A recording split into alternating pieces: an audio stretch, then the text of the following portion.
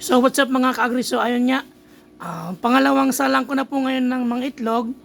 So ito na po yung ating mga fertile egg, halos mapupuno po yung isang box. So ayan po ay nalinisan na natin gamit ang Sunrox. Then syempre, sa pag-produce natin ng mga itlog na yan, katuwang natin ang Egg 1000. Para sa tuloy-tuloy na pangingitlog, gumamit po tayo ng Egg 1000 na product ng Battlecock. At syempre, ang Vitamin Pro powder. So, binibigay po natin Egg 1000 sa umaga at Vitamin Pro powder naman sa hapon or sa gabi. At syempre, gumagamit din tayo ng ibang products ng Battlecock para mas lalong lumakas ang similya ng ating mga rooster, katulad po ng ating Vitamin Pro 357 at ng El Toro. So, ayan.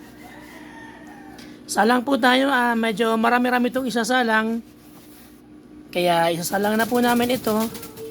Ayan, ito po ay fertile egg ng mga vintage line.